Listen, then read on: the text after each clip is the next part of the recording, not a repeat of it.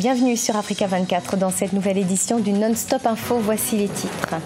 L'ancien ministre de la Côte d'Ivoire, Charles Blé Goudé, s'est adressé ce mercredi 27 mars aux Ivoiriens à travers sa page Facebook. L'ex-leader des Jeunes Patriotes en appelle à la réconciliation nationale.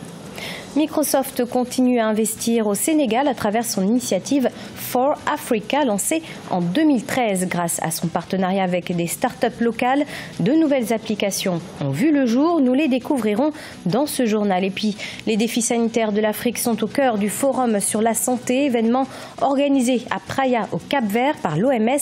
L'organisation espère conclure plus de partenariats publics-privés avec pour objectif augmenter la couverture maladie sur le continent.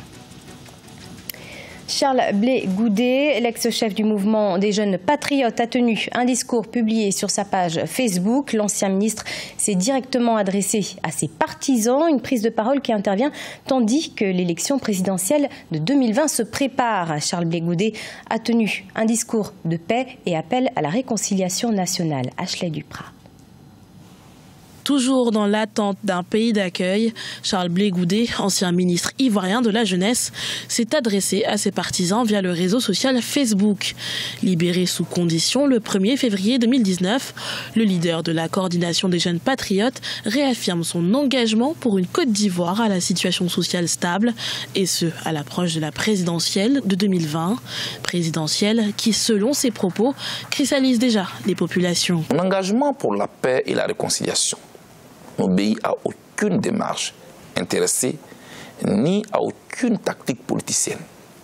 Il est sincère et appuyé sur des convictions fortes, ayant pour but de faire grandir notre pays. En effet, au regard de notre actualité sociopolitique, chaque jour, les murs de méfiance gagnent en épaisseur et en hauteur. Le fossé social, quant à lui, et c'est peu dire, continue de se creuser avec une obstination que rien ne semble arrêter. Et manifestement, vous semblez à nouveau habité par la peur. Cette grande hantise qui accompagne, comme d'habitude, les processus électoraux ivoiriens semble encore de retour. Est-ce une fatalité? Non. Prônant la paix et la réconciliation, Charles Blé Goudé accorde une importance particulière au fait d'assumer ses responsabilités. Ainsi, toujours dans cette optique de bâtir une nation ivoirienne nouvelle, le pardon représente un palier qu'il faut obligatoirement franchir, de quoi véritablement laisser dans le passé la crise politico-militaire qui a affecté le pays pendant une dizaine d'années. Savoir reconnaître ses erreurs, assumer ses responsabilités, quelles qu'elles soient, voilà la voie vers la rédemption. De fait, quel que soit ce que chacun d'entre nous aura vécu, nous devons apprendre à nous pardonner les uns les autres. Et je le répète, quel que soit ce que chacun d'entre nous aura vécu, nous devons apprendre à nous pardonner les uns les autres.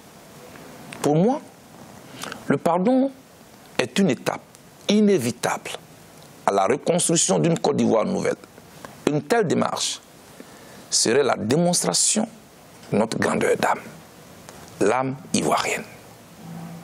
Elle est aussi, et vous en conviendrez aisément avec moi, l'un des plus grands signes d'espoir. Ensemble, nous devons construire notre pays dans le respect de nos différences d'opinion, de religion et de provenance géographique. Rappelons que Charles Blé Goudé fut détenu 6 ans à la Cour pénale internationale. Il était en effet accusé de crimes de guerre, assassinat, atteinte à la sûreté de l'État et vol de deniers publics en Réunion. Il a été acquitté de toutes ses charges et libéré sous condition. 2 startups sénégalaises ont collaboré avec Microsoft pour développer leur activité dans le cloud Azure. Grâce à ce partenariat, de nouvelles applications ont été créées. Parmi celles-ci, Sunubus, qui vise à faciliter le déplacement de la population découverte avec El Hadj Ndiaye. Igo, connu localement sous le nom de Sunubus et Coin d'Afrique de start-up sénégalaises vont collaborer avec Microsoft à travers son initiative For Africa, Objectif, développer leurs activités dans le cloud Azure. Sunubus, par exemple, est une application de localisation de bus grâce à une analyse prédictive des données fournies par ses utilisateurs. Ainsi, avec les techniques du machine learning, elle donne une situation précise du bus, en plus le temps de parcours. Il faut juste taper le nom Ouigo et à partir de l'application, on peut avoir un itinéraire sur son déplacement d'un point A à un point B, que ça peut être un bus, un taxi. En tout cas, ce qu'on essaie de faire, c'est de proposer une multimodalité de services de transport pour accompagner un utilisateur d'un point A à un point B. Également basé à Dakar, Coin Afrique est une application mobile qui a posé ses jalons au Bénin avant de s'établir depuis 2 ans au Sénégal. Sa plateforme gratuite permet aux utilisateurs de vendre et d'acheter. On est aujourd'hui présent dans 5 pays d'Afrique francophone et on a l'ambition de devenir le leader sur cette zone des petites annonces. Les critères sont essentiellement, il faut que la solution proposée par la start-up soit cloud-based, donc il faut qu'elle soit sur le cloud. La deuxième chose, c'est qu'il faut que la start-up ait déjà en fait un business model qui génère du revenu avec des clients existants. Au Sénégal, Microsoft travaille avec ADN Tech depuis 2016. ADN Tech assiste les organisations dans leurs efforts de transformation numérique en leur fournissant des solutions de conseil et de logiciels. Au Mali, 6 villageois originaires du centre du pays ont perdu la vie après des attaques survenues près de la frontière avec le Burkina Faso ce mardi. Des maisons ont été incendiées. Le bilan provisoire est de 4 morts à Dogon. Dans un autre village du cercle de Bankas, 2 femmes ont également perdu la vie. Ces attaques surviennent 3 jours après le massacre de 160 habitants Peul ce samedi 23. La MINUSMA appelle à la fin des violences. On écoute à ce propos l'analyse de Bakary Sambé, enseignant-chercheur à l'Institut de Timbuktu. Il faudrait revenir sur les causes structurelles qui ont conduit à de telles situations dans le centre du Mali.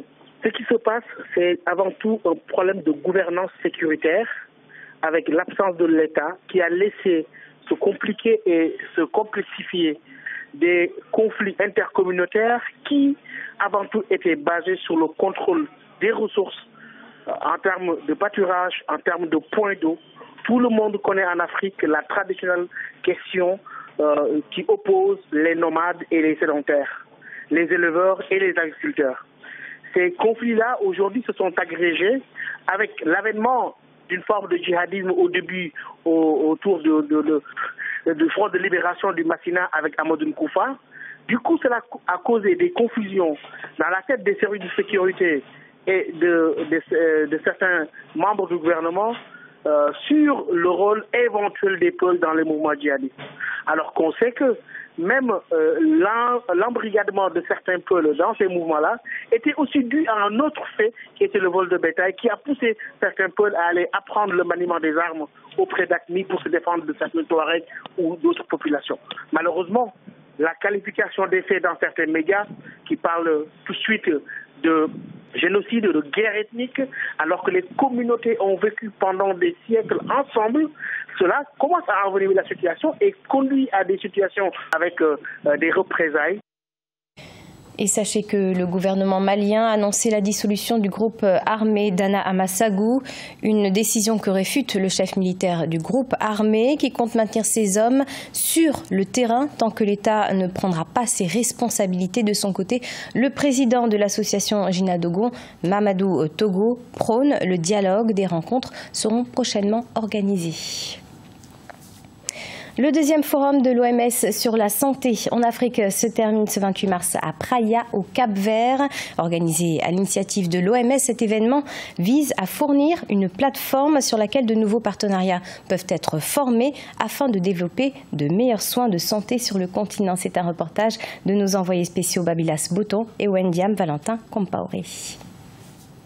Les défis sanitaires de l'Afrique sont devenus de plus en plus complexes. C'est ce qui explique la tenue du deuxième forum sur la santé en Afrique du 26 au 28 mars 2019 à Praia, la capitale capverdienne, avec pour thème « Assurer la couverture sanitaire universelle et la sécurité sanitaire, l'Afrique que nous voulons voir ». Objectif, fournir une plateforme sur laquelle de nouveaux partenaires, initiatives et programmes peuvent être forgés et à créer des changements significatifs pour de meilleurs soins de santé en Afrique. L'une de nos plus hautes priorités consistait à aider nos États membres et la région à progresser plus rapidement vers la couverture sanitaire universelle, le renforcement de la résilience et les capacités nécessaires à la sécurité sanitaire. Le Cap-Vert dispose d'un système sanitaire efficace. Le pays est d'ailleurs parmi les 6 nations africaines qui comptent éradiquer le paludisme à l'horizon 2020. Le Cap-Vert a aujourd'hui une espérance de vie moyenne de 75 ans, un taux de couverture des postes vacants de plus de 90% et un système de santé dont le temps maximum d'accès, malgré la grande dispersion de la population, est d'environ 30 minutes.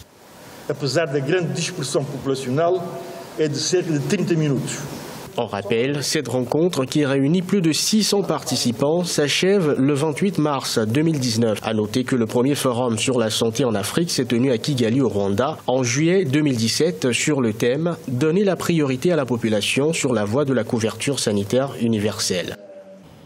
Ce journal a été préparé par l'ensemble de la rédaction. Merci de nous avoir suivis. Dans quelques instants, une nouvelle édition de l'actualité sur Africa 24.